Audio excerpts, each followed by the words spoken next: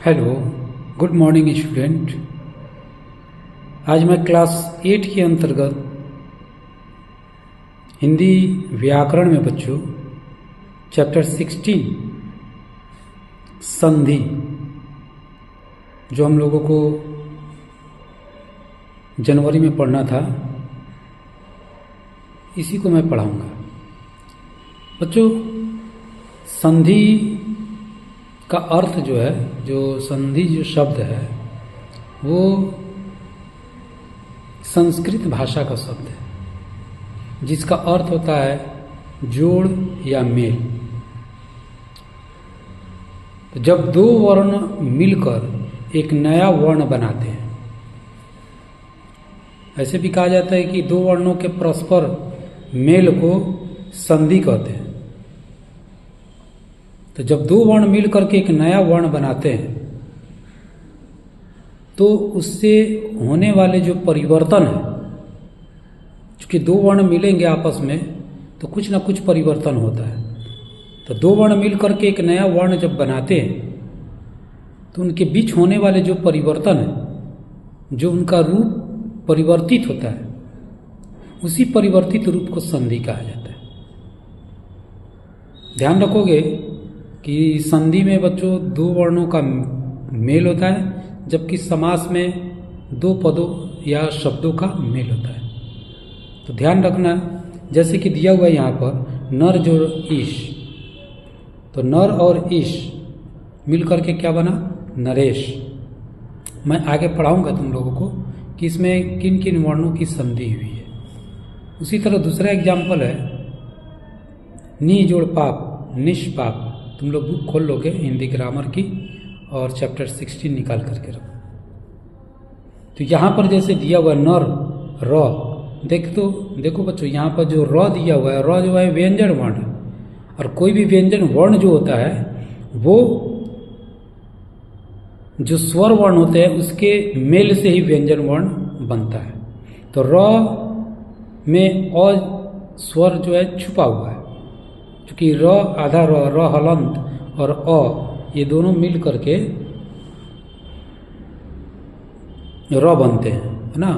तो यहाँ पर जो वर्णों की जो संधि हुई है, यहाँ पर अ और ई दोनों मिल करके, अ और ई जब मिलेंगे दोनों तो ए बनेगा। इसलिए यहाँ पर नर जोड़ ईश क्या हो गया है? नरेश हो गया है। उसी तरह यहाँ पर निहि जोड़ पाप, ये विसर्ग संधि का उदाहरण है। तो जब विसर्ग हो और विसर्ग के बाद कोई व्यंजन वर्ण हो तो वहाँ पर विसर्ग का जो है क्या हो जाता है?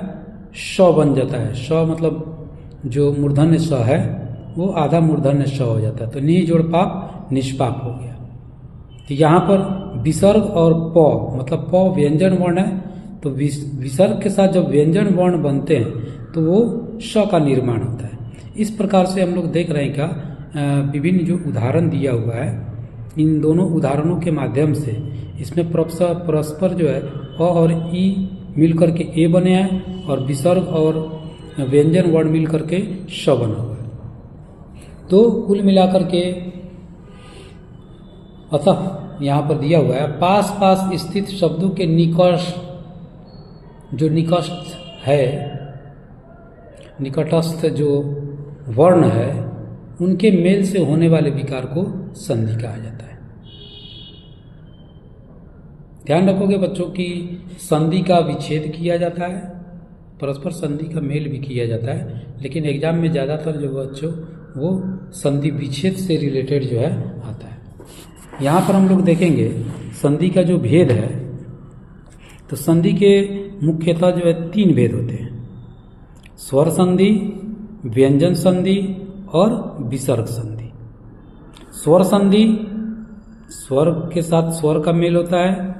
व्यंजन संधि में परस्पर स्वर के साथ जो है व्यंजन भी होता है, व्यंजन के साथ व्यंजन भी होता है। विसर्ग में विसर्ग के साथ व्यंजन का मेल होता है, वहाँ विसर्ग संधि होता है। अभी हम लोग जो है बारी बारी से इसको पढ़ेंगे।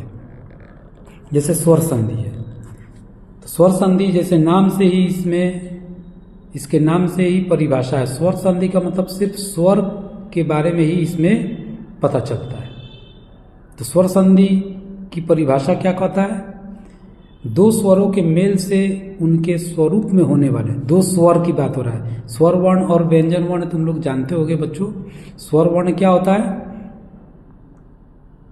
वैसे वर्ण जिनको बोलने में किसी अन्य वर्ण की सहायता नहीं लेनी पड़ती है, स्वर वर्ण कहलाते हैं।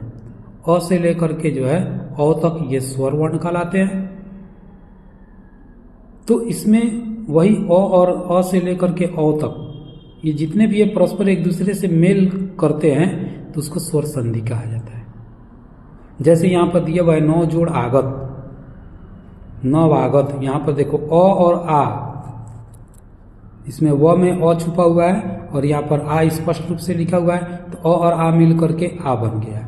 उसी तरह अति जोड़ अधिक, अति में छोटी की मात्रा है, हर्षई है और अ दिया हुआ है, तो हर्षई और अ मिल करके य बन गया। इसलिए यहाँ पर क्या हो गया है? अत्यधिक हुआ है।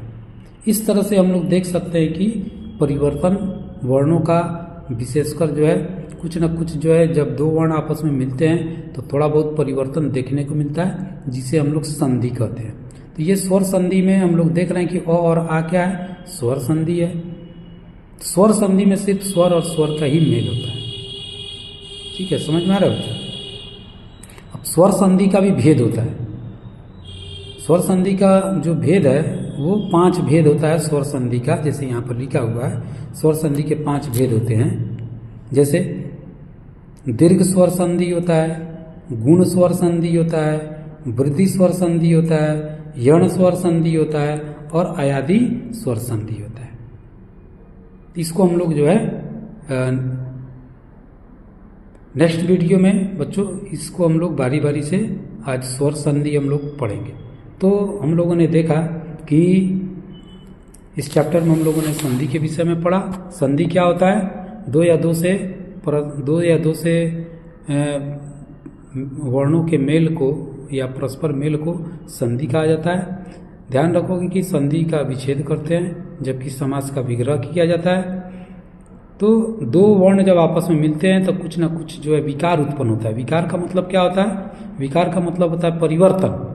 कुछ ना कुछ उनके अंदर परिवर्तन होता है, तो यही परिवर्तन को संधि कहा जाता है। तो नेक्स्ट वीडियो में हम लोग पढ़ेंगे बच्चों स्वर संधि के जो 5 भेद है उसको हम लोग बारी बारी से पढ़ेंगे। ओके, थैंक्स बच्चों।